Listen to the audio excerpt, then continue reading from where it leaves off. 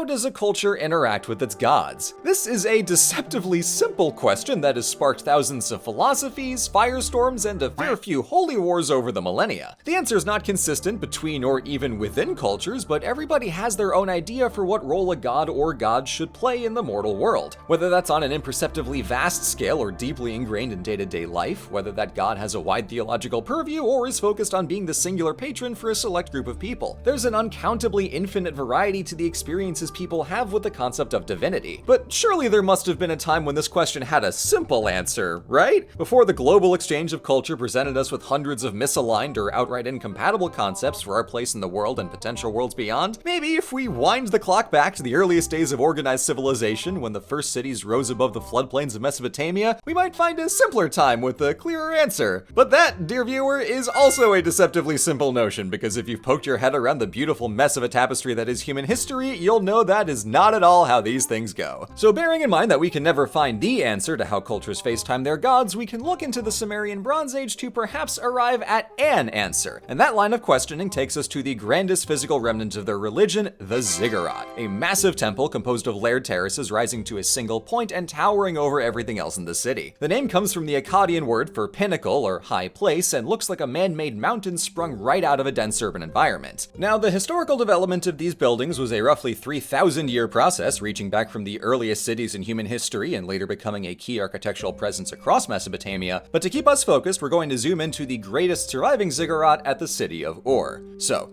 to investigate the question of how Mesopotamian ziggurats brought them closer to their gods and see what that tells us about their society at large, let's do some history. The OG ziggurat in Mesopotamia is likely the Anu ziggurat in one of the earliest cities, Uruk. How old it is may depend on which chronology system you subscribe to, because historical dates before the 1500s BC lack solid time points we can definitively anchor to, so scholars operate on one of 5 distinct time scales with a spread of 150 years between the ultra-low and long chronologies. So bear in mind that every date I give in this video is wrong, and I'm not sorry because it's not my fault. Now, sometime in the high 3000s BC, Uruk built a raised platform out of mud bricks in the city to hold a shrine, and by the late 3000s BC they had added the white temple on top as a more permanent fixture. Each work would have taken 1,000 laborers several years to build, but the effect is striking as the ziggurat raises the temple above the sightline of the city walls, making this admittedly modest 2-story religious site into the defining landmark of the city, announcing not just their majesty and skill, but also their piety. And this mound structure became the go-to for Near Eastern architecture, later appearing in other Mesopotamian cities over the next several centuries, as well as seeing use as burial grounds over in Egypt. These trapezoidy-looking mastaba tombs served as personal funerary ziggurats for the very first Egyptian kings from the turn of the 3rd millennium into the 2000s BC. King Djoser stacked them up in a step pyramid, and later kings smoothed the sides into the pyramids we recognize today. But that key idea of stacking up the platforms will be a big deal later on.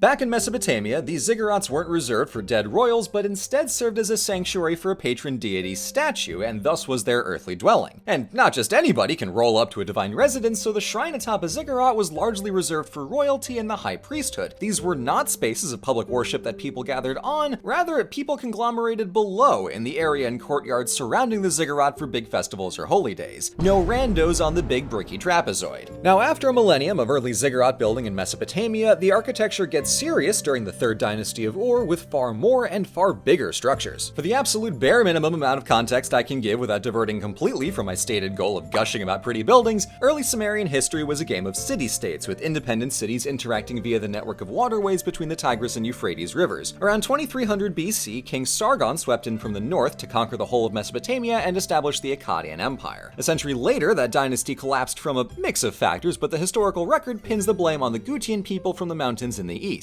Whomsoever the exact culprit may have been, the land was loosely ruled by the Gutians until the Sumerian restoration of 2112, according to the middle chronology, so give or take 50 years. After a final victory by Utu-Hagal against the Gutian king, as recounted in later Sumerian poetry, King Ur-Nammu re-established a royal dynasty in Ur, now with imperial control of lower Mesopotamia, and all of it later on. Politically, this threw back to the days of the Akkadian Empire, but culturally it was a return to the Sumerian language's primacy in this multilingual civilization. And socially, this third dynasty of Ur innovated in their own right by going absolutely insano mode in coordinating the state and the economy. The Ur III period, as it's known by historians, came onto the scene with the most robust system of social organization the world had ever seen, on a scale and thoroughness that few pre-modern civilizations could match. Every worker's production and payment was tracked and logged by an army of scribes with records collated every month into a master list of input and output, and everyone's surplus or deficits carried year to year. They had to build an entire treasury city at Pujrish Dagon just to manage all the inflows and outflows of goods. The kings in Ur delegated authority to provincial governors, so each city still had autonomy, but everyone operated on the same economic system, and the whole bureaucracy was trained to the same scribal standard. Likewise, the weight of currencies was standardized across the empire, so everyone's shekels and mina matched up, and every city followed the same legal framework 3 centuries before Hammurabi's famous law code showed up. Ur-Nammu and his son Shulgi presided over one of the most dramatic leaps in human organization in ancient history, so compared against all of that, the otherwise astonishing effort of raising massive ziggurats in every major city almost seems casual. Of course, casual this was not, because the Great Ziggurat of Ur is Mesopotamia's architectural masterwork. Innovating from earlier one-layer designs, this ziggurat rises in 3 stacked terraces with a shrine for the moon god Nana at the top, and was built entirely of mud brick with an outer layer of sturdy fired bricks, likely painted and possibly glazed. 3 processional staircases rise to the first terrace, meeting in the middle and continuing up to the shrine. The play of straight lines and diagonals let the structure feel massive while also conveying a clear upward movement with a literal arrow pointing up. The builders also used an optical trick called entasis, where every major surface on the ziggurat is slightly curved outward to sell the image of sturdiness. This was most famously used 1500 years later in the Athenian Parthenon, but Sumer got to it first. And finally, there's a pleasing balance between the rigid geometric buttressing in the brickwork and the natural greenery adorning each terrace. The combined effect is a structure that unifies the divine scale with the human scale. It's a full-on mountain inside of a city that elevates the sacred space above the rest of the world, but it's perfectly traversable, bringing a king or high priest up to a convergence point with divinity. The terraces taper upward to the very top where the priesthood and royals ascend, making their interaction with the gods the focal point of the whole structure, and by extension, the whole city. Now, various theories abound for what exactly happened in the shrine, but one especially saucy notion recounted by Herodotus claims it held a sacred bedchamber for a divine marriage ceremony between the deity and the city, enthusiastically larped by their metaphorical stand-ins, the high priestess and the king. Is that true? Well, it is Herodotus, but there is also a basis for it, and if we clean up that image a little bit, it points us towards a very personal relationship between the living semi-divine king and the deities above, facilitated by a monumental building effort and a powerful theocratic administration. Rising above the flat floodplains of Mesopotamia, a ziggurat like the one at Ur announces the city's presence and the living greatness of the king across vast distances. It's a truly spectacular feat and a testament to the organizational power of Ur III in addition to their artistic chops. Though the dynasty of Ur-Nammu and his son Shulgi wouldn't stay in charge of Mesopotamia for more than a century, this architecture so emblematic of their reign continued to shape the Sumerian religious experience. So,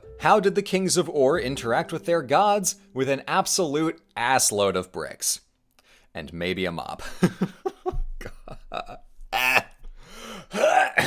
It's fine.